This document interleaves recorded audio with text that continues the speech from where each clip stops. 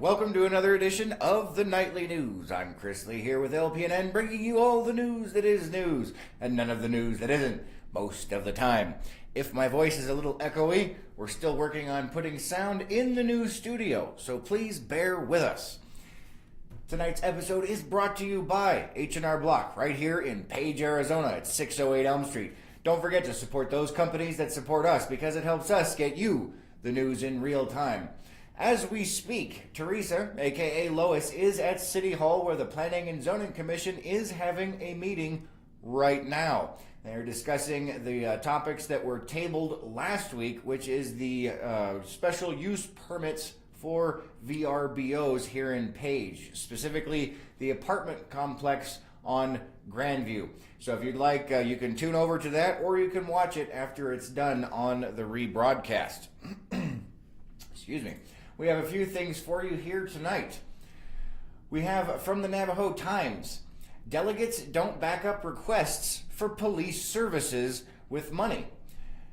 Pinion Chapter President Bressie Allen sat next to her council delegate Dwight Witherspoon as they discussed legislation directing the establishment of and I apologize, I'm probably going to butcher this name, Dizil Yijin Police District during Monday's Law and Order Committee meeting. In October 2016, this exact legislation was tabled so that more information could be gathered. Over a year later, it was recalled to the committee and approved by a vote of 2-0. The entire Navajo Nation, not just Dizil Yijin, could use more police presence, but with only 182 officers to cover the entire reservation, it's hard to say which area should get more law enforcement. This is why the committee gave Chief of Police Philip Francisco the task of modifying a plan of operation based on statistics and other data he and his team have gathered. Having a separate district is just going to be a label. It won't be anything tangible, explained Francisco. I can't take services away when there's a huge need in Chinle. The call for services is immense. To run a district, it would cost $5 million a year, in addition to what funding we already have, he said. Allen said they did a lot of their own data gathering before Francisco came on board in July 2016 and concluded a police district was recommended. Allen told Francisco exactly how he should proceed with establishing the district. There's all this running and you're losing time to respond, said Allen to Francisco. So if there is a district and supervisor, there it would be a lot better. There is a critical need. But Allen is not alone in wanting more police stationed in the rural areas. Delegate Leonard Sosi has been harping for years on the need for substations in the remote chapters of Eastern Agency. To Francisco, substations aren't needed. Instead, he said, opening up chapter houses for officers is more feasible. All right, let's see what else we have for you today. Also, out on the reservation, the Hopi tribe officially joins Indian gaming industry with approved compact. This is from indianswithaz.com. Though it lacks a physical casino, at this point, the Hopi tribe has officially joined the Indian gaming industry. The tribe's Class 3 gaming compact with the state of Arizona goes into effect on Tuesday. The Bureau of Indian Affairs considers the agreement to be legal, so long as its provisions are consistent with the Indian Gaming Regulatory Act.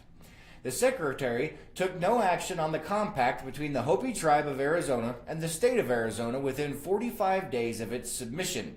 A notice being published in the Federal Register on Tuesday reads, therefore, the compact is considered to have been approved, but only to the extent the compact is consistent with the IGRA. The Hopis are the last in Arizona with a Class 3 gaming compact. Internal debates kept the tribe from entering the industry for years. But the pending closure of the Navajo Generating Station, a coal-fired power plant, prompted former chairman Herman G. Honani to sign the agreement in November in one of his last actions as the tribe's leader. Under Chairman Timothy, I'm going to butcher this name as well, Nuvangoyoma, who took office in December, the tribe has continued to follow the gaming path. A recently concluded request for proposals anticipated a wide range of legal services related to the compact and to the industry. The generating station, which is set to close next year, is driven by coal taken from a mineral estate owned by the Hopi tribe and by the neighboring Navajo Nation. The Hopi tribe has said that 85% of its budget is fueled by coal revenues. The Hopi tribe is landlocked and economic diversification on the reservation is incredibly difficult, Nguyengoyama said in a written testimony to Congress last month.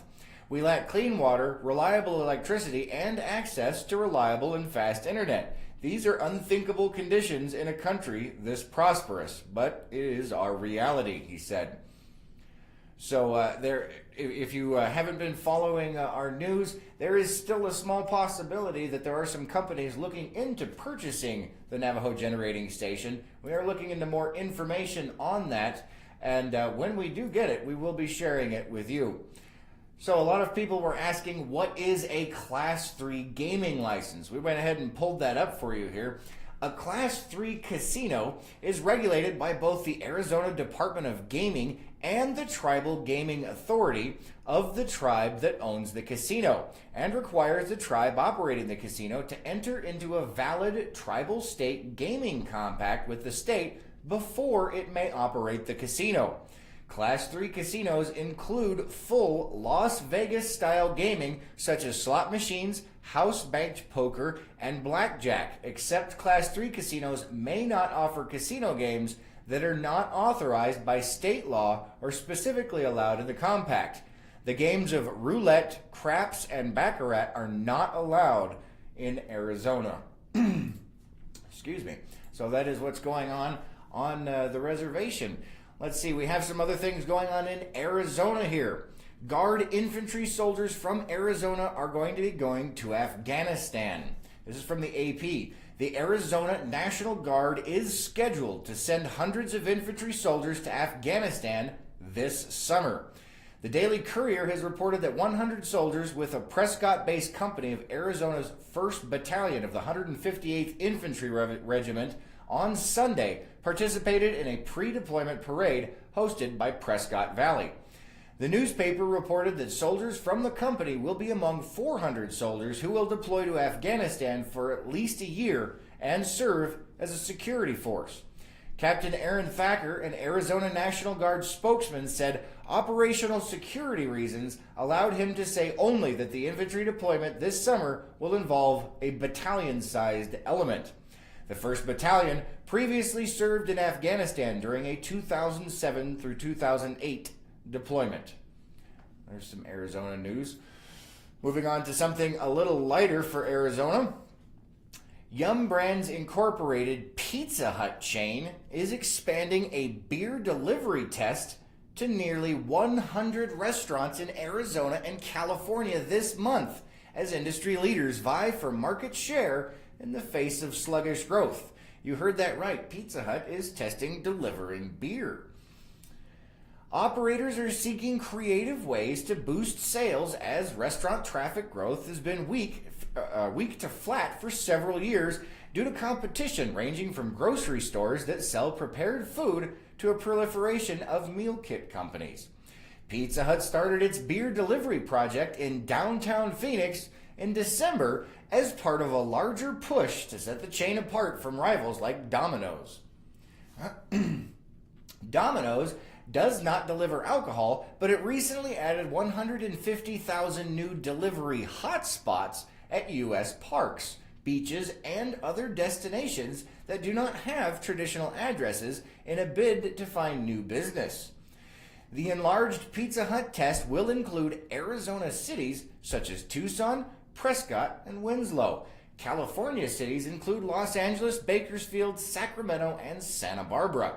More than 1,700 of Pizza Hut's roughly 6,300 U.S. units have liquor licenses, giving the chain a potential lead over some rivals. Many Pizza Hut restaurants are already licensed to serve and distribute beer without third-party services, additional fees, or extended wait times, Pizza Hut Chief Marketing Officer Zipporah Allen told Reuters. So, unfortunately, that will not be coming to Page, Arizona. But if you're out of town somewhere in Arizona, there's a good possibility Pizza Hut might bring the beer for you. All right, what else do we have for you here? We have some interesting news. Oh, we have a comment here. Renee says hello. Hello, Renee. Nice to see you out there. Thanks for watching. Don't forget to like and share all of these posts. It helps us help you get the news in real time. All right, so we have some other interesting news. This is from KTAR. There's a group seeking to protect the round-tailed chub in Arizona and New Mexico. The round-tailed chub is a little fish. A non-profit conservation group called upon the U.S. Fish and Wildlife Service to protect the round-tailed chub, a large minnow found in Arizona and some parts of New Mexico. The Center for Biological Diversity announced plans Monday for legal action. The center said the chub faces threats, including habitat destruction, invasive species, and climate change, and should be protected by the Endangered Species Act. The U.S. Fish and Wildlife Service recognized it as a Category 2 candidate for the ESA in 1982, which meant the protection of the animal might be warranted, but the agency lacked sufficient information, according to the CBD. In 1996, the chub was removed from this category. In 2009, the U.S. Fish and Wildlife Service said the chub in the lower Colorado River area was a listable entry to the ESA, according to the Center for Biological Diversity, and it returned to the candidate list. The Arizona Game and Fish Department categorizes the chub as a sport fish, noting they readily take lures and put up a strong fight. The Center for Biological Diversity said the fish historically was found throughout the lower Colorado River basin, but has now been reduced to a fraction of its range and abundance. It says the fish was once an important food source for native people. According to the U.S. Fish and Wildlife Service, the fish only occupies 18% of its historical range in the lower Colorado River. U.S. Fish and Wildlife Service spokesperson Jeff Humphrey says the agency does not comment on current or potential litigation. All right, we have some other interesting news right here on the home front tonight. We actually talked about this the other day, and we even put up a post about it today. But there is a new business in town that's going to be open very soon. Let me see if I can pull this over here real quick. Let's see, possibly, maybe. Oh, maybe not. Oh, there it is. Oh, no. Gotta love those technical difficulties. There we go. All right, we'll go ahead and transfer that over and see how it looks for you. There we go. So, this is the Lake Powell Escape Rooms official website. This is going to be over on 6th Street next to Lost Clouds Vape Shop over there. This is going to be very interesting. I've got some friends that have actually traveled to some of these places, and what it is you and a group of friends or even a group of strangers go in and you get locked into a room where you have to try and solve puzzles, riddles, find clues, all kinds of things like that in a certain amount of time so that you can escape the room. Kind of an interesting idea. So that's what's going on over here at the escape room. So this says here, welcome to Lake Powell Escape Rooms. Are you ready? Hello and welcome to our intriguing escape room experience here at Lake Powell Escape Rooms. We'll go out of our way to challenge you. Our team of designers and game masters have created a selection of rooms perfect for families, friends, tourists, co-workers, and for special events. Take a look through our site to learn more. Well, why not? Let's go ahead and do that real quick. It looks like they actually have 2 rooms right now. The cost is going to be $30 per person with a minimum of 3 people per game. Excuse me. The rooms that they currently have available are Da Vinci's office.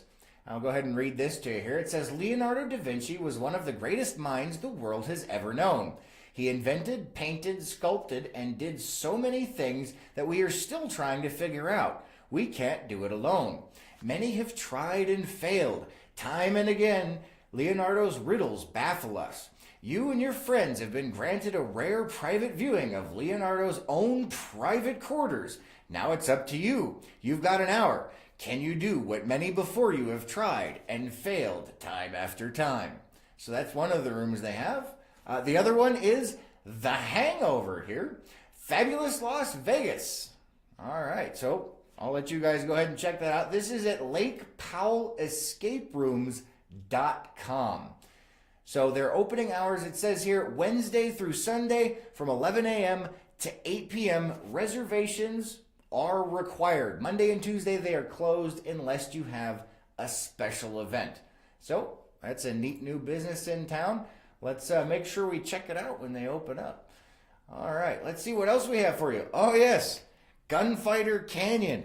So as you guys know, Gunfighter Canyon is the only machine gun range we have here in northern Arizona. They have one in Las Vegas, but we have one right here in Page, Arizona. It's an indoor firing range where you can shoot everything from a tiny little .22 caliber pistol all the way up to a machine gun. So I've got a little bit of a video I'm going to show here, and then we're going to talk about an event that's going on tomorrow. So let me make sure I hit the right button here, and then we'll go ahead and do this. Let's see. All right. Now here we go. This could be loud. I got to turn down my speakers as well. Hold on one second there. All right. So this could be loud. Make sure you turn down your speakers just a hair. All right, here we go.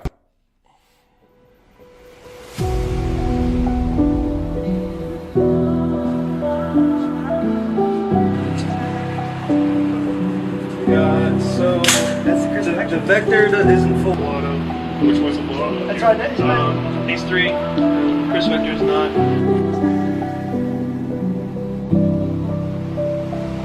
Which got it up there?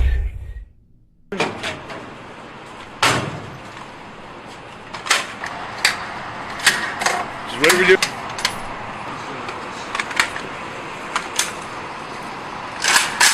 Go.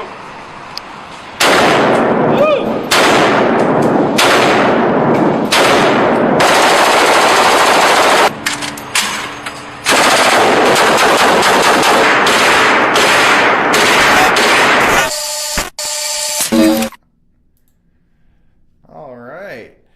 Well,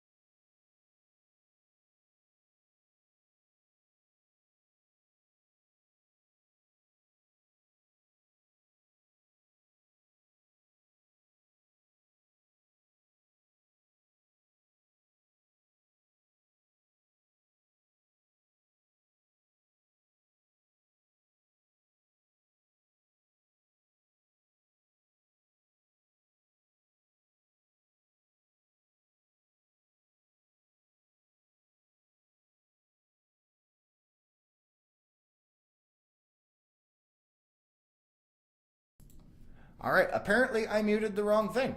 Thank you very much for pointing that out, Rick. I did mute, I muted one instead of the other after our last bit here. So I'm going to go ahead and pull this up on the other screen. We do apologize for that.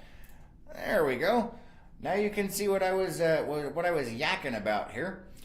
Let me go ahead and, oh, nope, that wasn't it. This is the Summer Rec Fest that is going on here. So we'll go ahead and pull that up. And it's not showing me the whole thing, unfortunately. So, all right, so this is the 2018 Camperama. I'll go ahead and post a link to that in the comments so you don't have to watch me go through the whole thing again.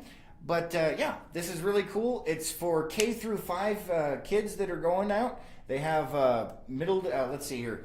We'll go ahead and go through some of this. They have afternoon day camp from 1 to 5 p.m. for up to 6 weeks for children completing grades K through 5. And there's a middle school field trip and clinic from 8 to 5 p.m.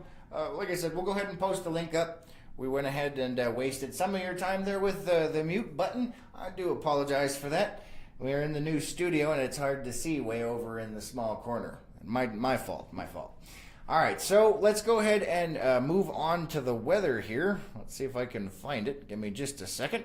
We have moved into a new section of the building as a studio, so we're still working on getting all these things proper. Thank you for bearing with us here. All right. If you didn't realize that today was a nice hot day out there, then you must have been lucky and got stuck inside in an office. But it was awfully warm out there today. Let's see if I can't get this to... There we go. All right. So tonight the low is going to be 67 degrees. But tomorrow the high is going to be 96 degrees. I think it was actually hotter than that today. I'll have to check out the official LPNN shade tree thermometer when I get home. But it was supposed to be, I believe, like 92, 93 today. I think it was a lot hotter than that. On Wednesday, tomorrow, we have a high of 96 with a low of 69. The wind is going to be slowly picking up on Thursday, and then Friday, we have a front moving through with a high of 89 degrees and winds over 20 miles an hour. On Saturday, the temperature is going to be dropping down to 80, and Sunday, a high of only 79. So that'll cool us off just a little bit. Once again, we apologize for the audio issue right there after Gunfighter Canyon. It does happen from time to time. Thank you very much for bearing with us. Don't forget, if this helped you or you think it'll help anyone else out there, don't forget to comment, like, and share every single one of these posts because it helps us get you the news in real time. After all, if not you, then who? This episode was brought to you by H&R Block here in Page, Arizona. Don't forget to support those local companies that support us. It helps us get this news out to you in real time. We'll catch you guys tomorrow morning on the morning show with Becca. Let's see if I can find the right button again. And there it is. Have a lovely evening, everyone.